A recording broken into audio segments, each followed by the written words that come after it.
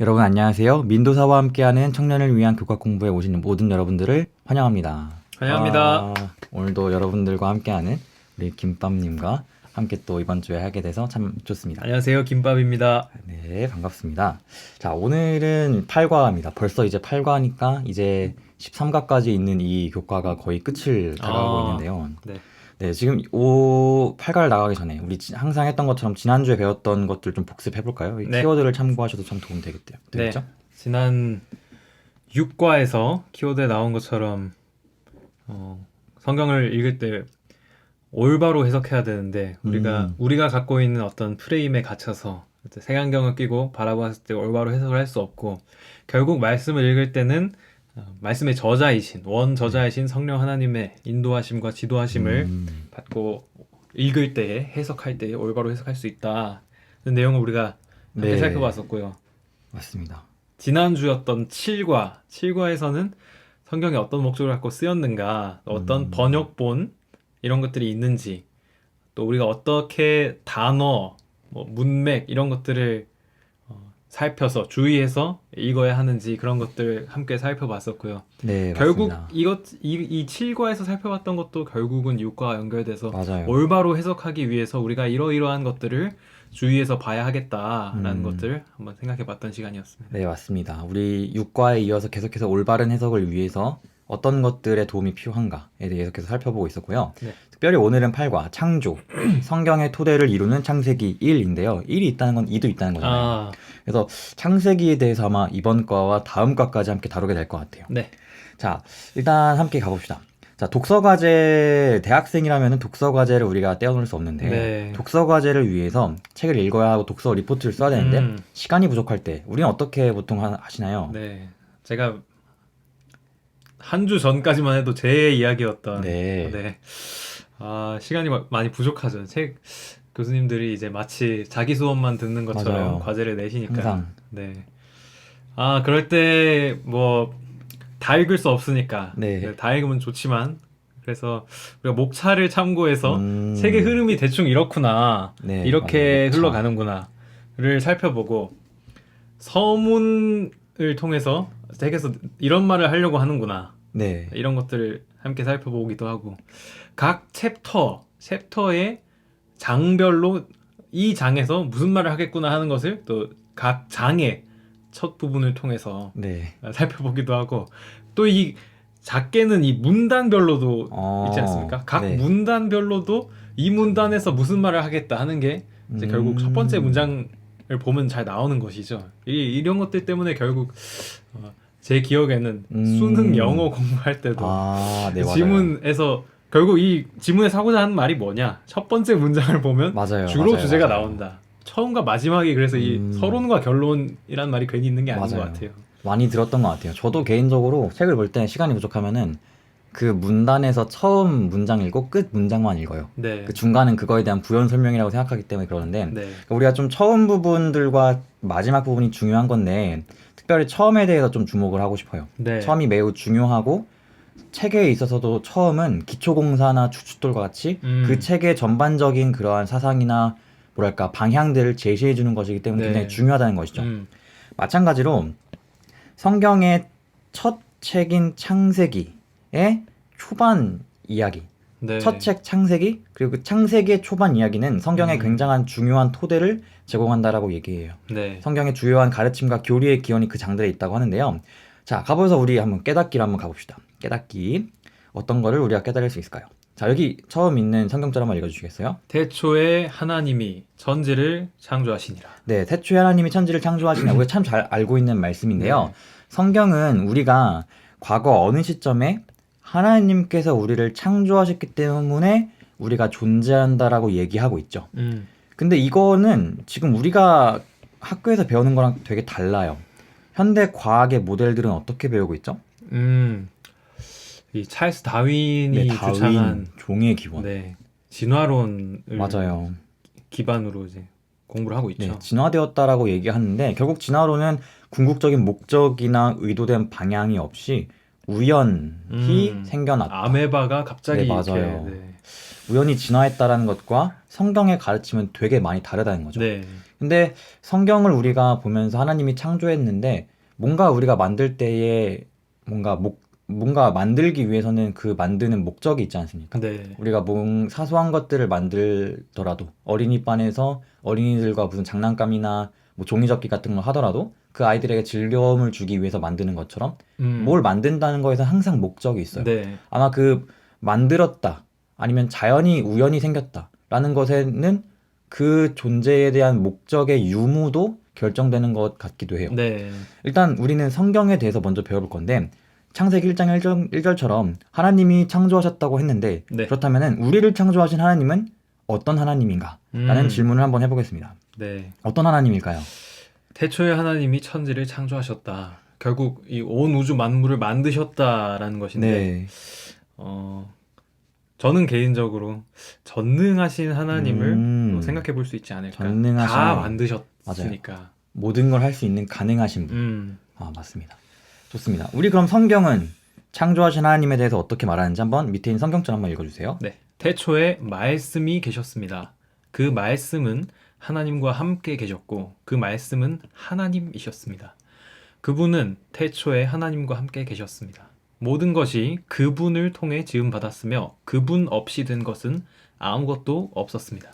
네. 그 밑에 히브리서 1장도 한번 읽어주시겠어요? 하나님께서는 그 아들을 만물의 상속자로 세우시고 또한 그를 통해 모든 세상을 지으셨습니다. 네, 지금 여기서 등장하고 있는 이 그분, 말씀, 하나님, 네. 이것은 한 사람을 뜻하고 있어요. 누구로 알고 있죠? 그분 한 분. 네, 여기서 이 성경절에서 말하고 있는 게 네. 누굴까요? 하나님, 네, 이자, 하나님. 네, 예수 그리스도를 네, 맞아요. 말하고 있죠. 예수님에 대해서 얘기하고 있죠.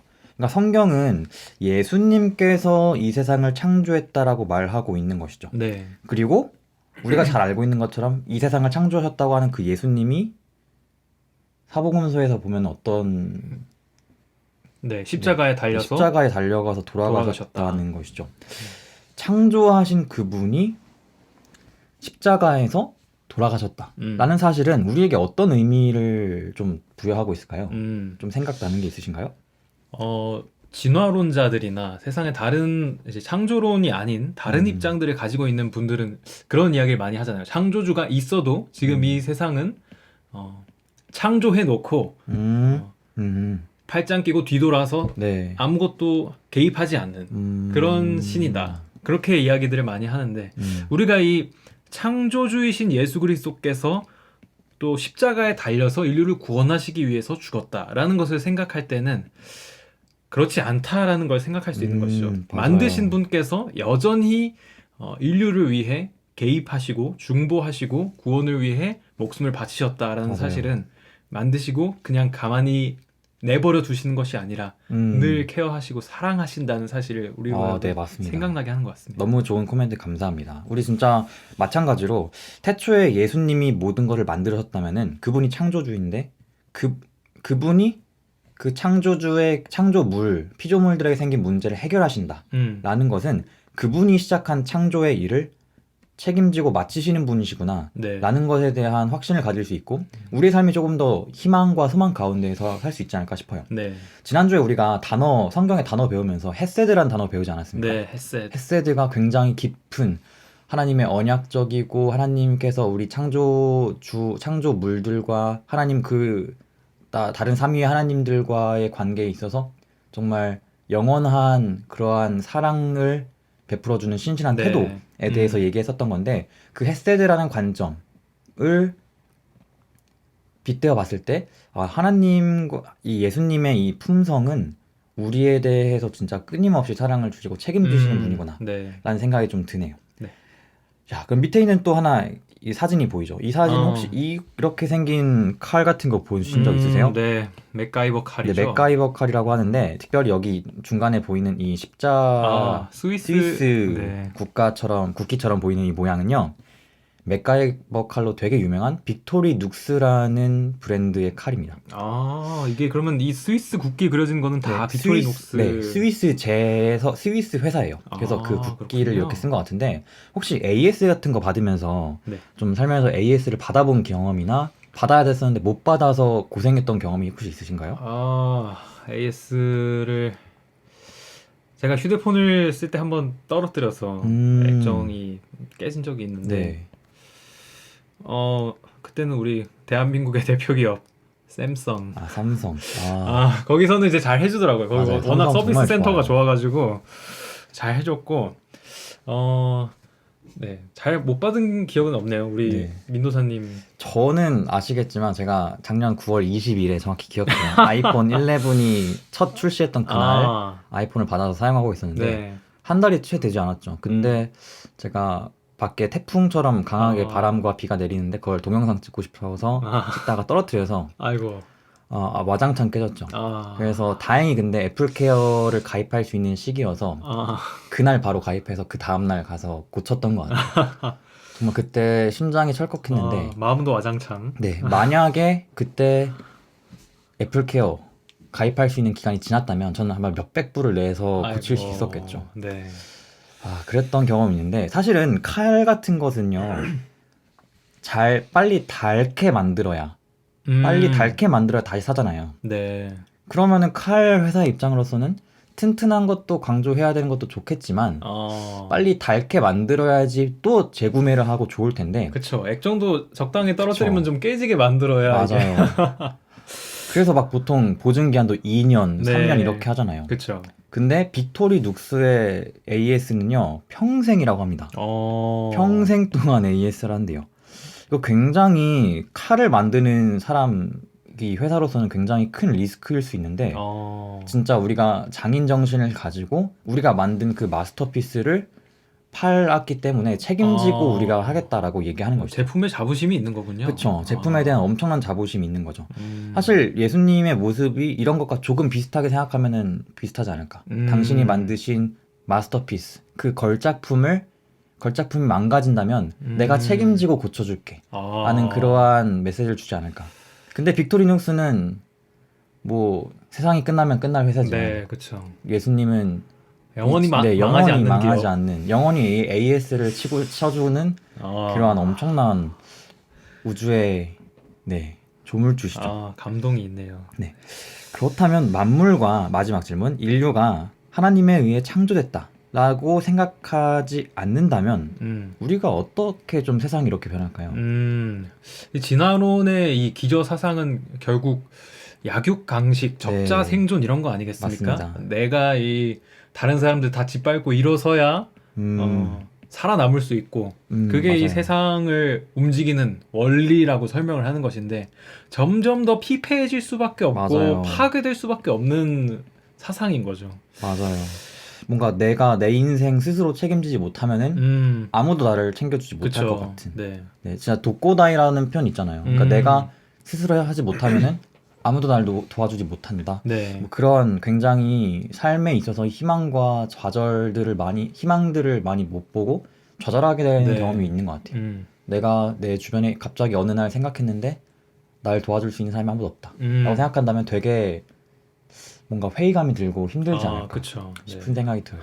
아무튼 우리가 지금까지 창조에 대해서 얘기했어요. 창조에 대해서 얘기하면서 어떻게 창조되었다는 것이 어떤 의미였고 창조주가 어떤 분이었는지에 대해서 살펴봤는데요.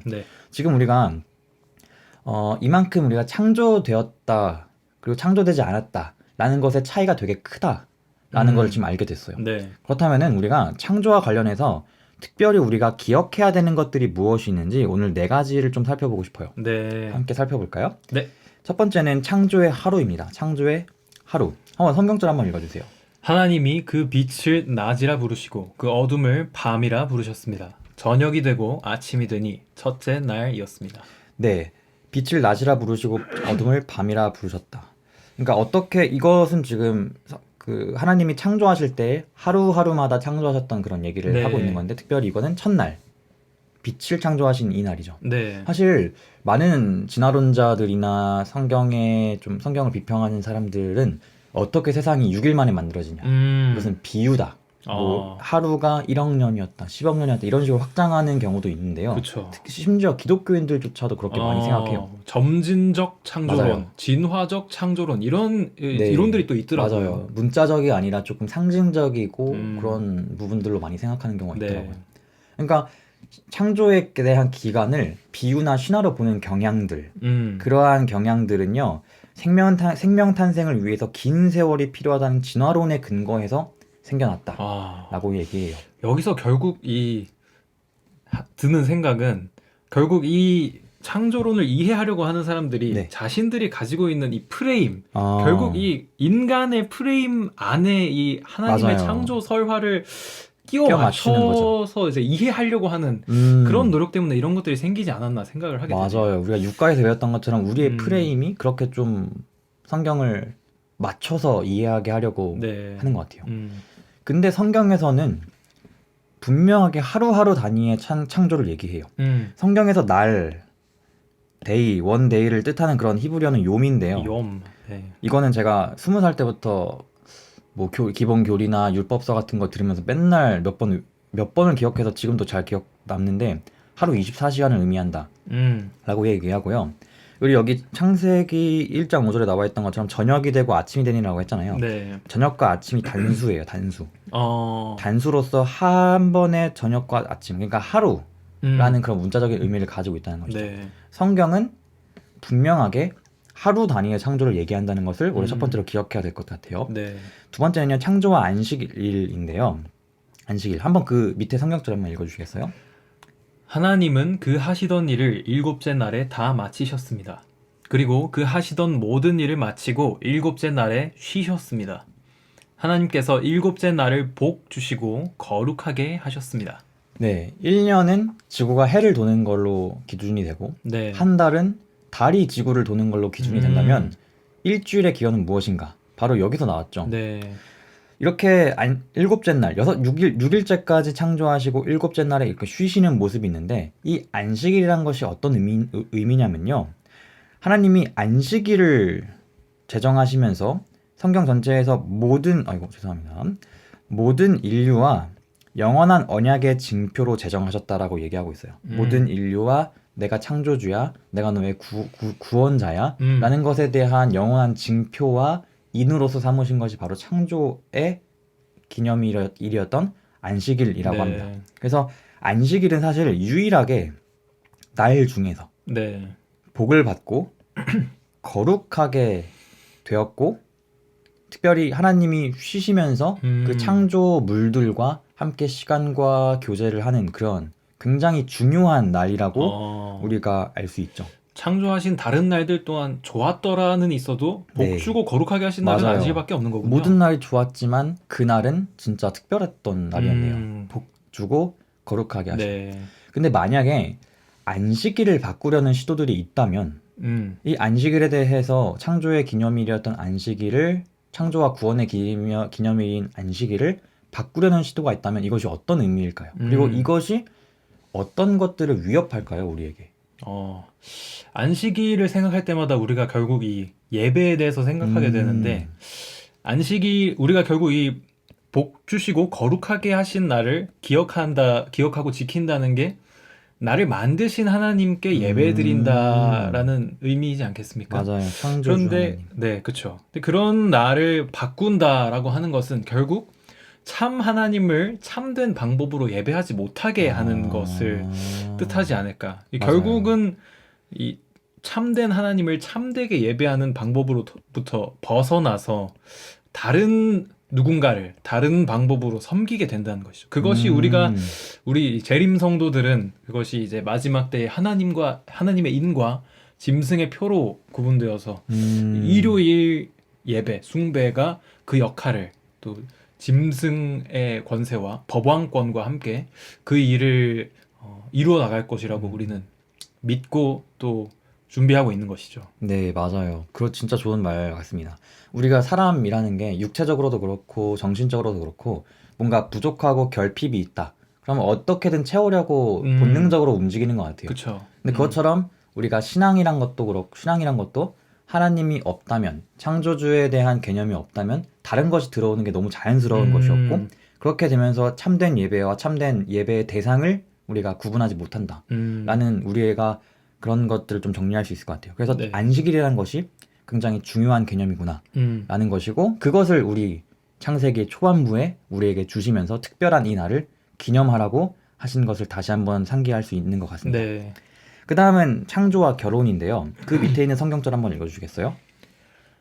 그러므로 남자가 자기 아버지와 어머니를 떠나 그 아내와 연합해 한 몸을 이루게 되는 것입니다. 네, 이 성경절은 결혼에 대해서 이 남녀가 굉장히 밀접하고 남녀 사이에 독특하고 특별하고 유일한 관계임을 네. 뜻하고 있는 것인데요. 사실은 이 남자와 여자가 연합한다라는 이 개념이 굉장히 중요한 의미예요. 네. 신학적으로. 왜냐면은 사람이 어떤 형상으로 창조되었죠? 하나님의 형상. 하나님의 형상이에요. 네. 하나님은 그럼 어떤 분이신가? 하나님은 아버지 하나님, 아들 하나님, 성령 하나님 그 세 분께서 아예 한 하나님이라고 얘기할 만큼 밀접하고 완전한 연합을 지금 하고 계신데, 네. 그러한 밀접하고 완전한 연합을 이 지구상에서 가장 잘 드러내고 가장 잘 나타낼 수 있는 것이 남녀와의 관계인 것이죠.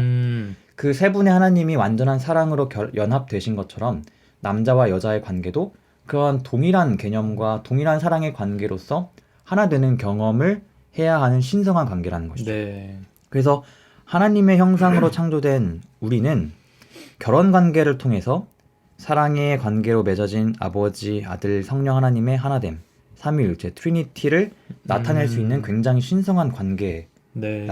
것입니다. 그래서 삼위일체, 트리니티는 하나님의 사랑의 품성을 나타내고 있고, 결혼도 하나님의 사랑의 관계를 실현할 수 있는 가장 아름다운 관계라는 네. 것이죠. 이것이 만약에 근데 이 결혼에 대한 이 개념들과 컨셉이 무너진다면 네. 어떤 모습이 좀 나올까요? 지금 이 결혼 제도를 통해서 하나님의 사랑으로 하나 되는 경험을 할 수 있게 된다고 이제 말씀해 주셨는데, 그 제도가 무너지게 된다면 인류에게 주어진 이 어쩌면 가장 두드러지는 이 하나됨을 통한 이 사랑을 경험할 수 있는 이것이 없어지게 되는 거니까, 이 사랑으로 하나 된다는 것이 무엇인지를 알 방법이 없겠네요. 그쵸. 전혀 모를 수밖에 없고, 하나님의 우리가 만약 이걸 경험한다면은 네.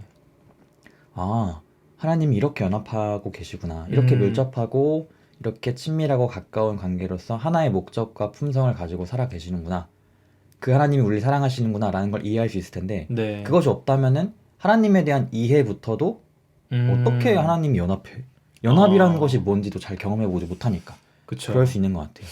그리고 이 또 하나 중요한 것은 이 결국은 새 생명이 탄생하는 것이 이 결혼 관계를 통해서이지 않습니까? 네, 맞습니다. 그 또 부모가 되고 또 자녀에게 사랑을 주는 이런 모든 것들이 결국 이 하나님의 자녀를 사랑하는 그 마음을 이해하는데 굉장히 중요한 역할을 할 텐데, 그러네요. 이 결혼 관계가 전제되지 않는다면, 뭐 사실 혼 외에 자식들도 있는 게 사실이지만 결국은 이 결혼 관계가 합법적으로 이 언약을 맺고 서로 사랑하겠다라는 그 약속 가운데 새 생명이 태어나는 것인데, 그것이 이제 무너진다면 결국은 그런 또 창조하시고 사랑을 쏟아 부어주시는 아버지 하나님의 사랑을 또 어머니로서의 그런 하나님의 사랑을 우리가 느낄 수 있는 정말 큰 것이 사라진다. 진짜 그러네요. 네.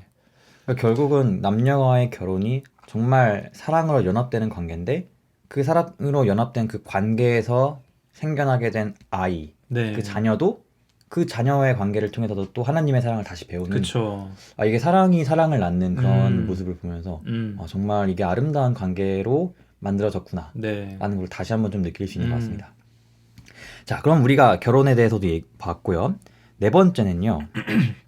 창조와 타락, 그리고 십자가입니다. 네. 성경절 한번 읽어주세요. 한 사람의 범죄로 인해 많은 사람이 죽었으나 하나님과 한 사람 예수 그리스도의 은혜로 인해 주어지는 선물은 더욱 많은 사람에게 넘쳤습니다. 네, 좋습니다. 이것이 어떤 이야기인지 대충 좀 간단히 아시죠? 네, 네. 사람이 범죄를 일으켜서 죄를 짓고 우리가 죽게 되었지만 네, 한 사람의 범죄로 죽게 된 것처럼 하나님은 그쵸. 한 사람 예수 음, 그리스도의 그런 뭐랄까 십자가에서의 대속, 십자가에서의 그런 죽으심을 통하여서 음, 우리에게 구원을 선물로 주셨고 그 한 사람을 통해서 얻게 된 구원을 통해서 우리가 다시금 음, 이렇게 재창조되고 이렇게 회복될 수 있다라는 그런 희망을 주신 건데요. 네, 성경은 완전한 창조 이후에 인류가 타락을 했지만 창조주의 십자가 사역, 우리를 창조하신 그분이 우리를 책임지시겠다고 약속하시고 이렇게 우리를 위해서 십자가에서 피를 흘리심으로써 하나님과 인류의 끊이지 않는 연결고리를 제공한다라고 얘기하고 있어요. 진짜 끊이지 않는 연결고리. 내가 만들었으니 내가 책임질게. 네, 내가 결코 너희를 놓지 않을 거야. 음, 그러니까 피투성이라도 살아. 라고 음, 말씀하실 정도로 하나님이 우리에게 정말 중요한 그런 사랑의 메시지를 좀 주고 있는 것 같아요. 네, 그래서 만약에 근데 진화론적인 관점은 사망이란 것이 한 사람의 범죄를 통해서 생겨난 것이 아니라 음, 원래 죽음은 존재했었다 라고 얘기해요. 그렇군요. 그렇다면 그것이 어떠한 이 기독교적인 이 성경에서 말하는 이 구원의 계획에 대해서 어떤 영향을 좀 끼칠 거라고 어, 생각하시나요?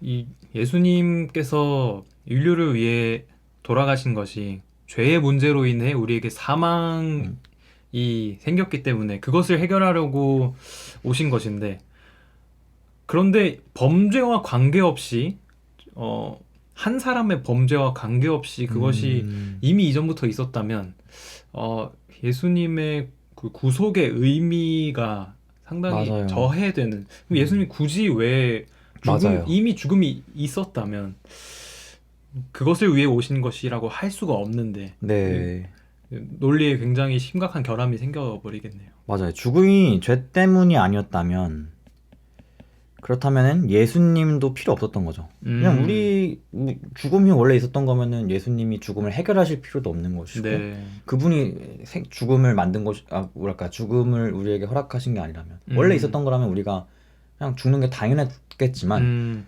결국 그리스도가 필요한 이유는 하나님이 우리를 만드셨기 때문에 하나님이 우리를 책임지신다는 그런 맥락이죠. 좀 내가 좀 말이 좀 이상한 것 같은데 아무튼 정리하자면은 네, 죽음이 죄 때문이 아니라면 그리스도는 필요 없는 것이다. 음, 라는 것이 이게 되겠죠. 네, 그래서 지금까지 이렇게 네 가지. 첫 번째는 창조의 하루, 창조와 안식일, 창조와 결혼, 창조와 타락, 그리고 십자가 이렇게 네 가지에 네, 대해서 우리가 창조에 대해서 기억해야 되는 네 가지를 한번 살펴봤는데요. 네. 그렇다면 마지막 정리를 좀 하면서 질문하고 싶어요. 자, 성경과 진화론의 조화가 성공할 수 있을까요? 요즘 많은 사람들이 성경과 진화론을 좀 조화롭게 뭔가 아까 말씀드렸던 것처럼 네. 우리의 틀에 맞춰서 성경을 이해해 보려고 하는 음, 경우가 되게 많아요. 그쵸. 네. 어떻게 생각하세요?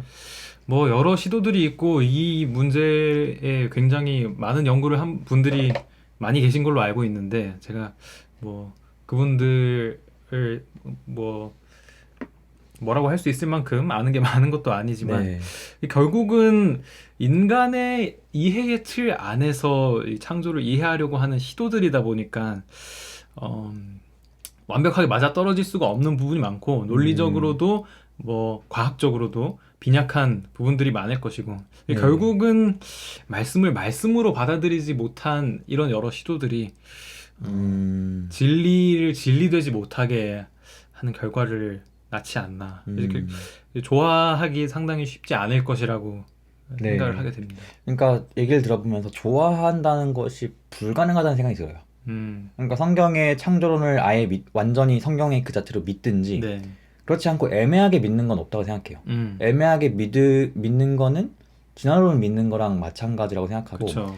창조에 대해서 분명하게 확신을 가지든 진화론에 대해서 확실하게 선택을 하든지 간에 두 가지 중 하나를 선택할 수밖에 없다. 중간 노선은 없다. 네, 좌 그쵸. 아니면 우 음, 이렇게 나눠지지 않을까 싶어요. 결국 조화되지 못할 것 네, 같지 싶어요. 네, 네, 네. 진리의 오류가 약간 섞였으면 그것은, 진리가 아니죠. 그쵸.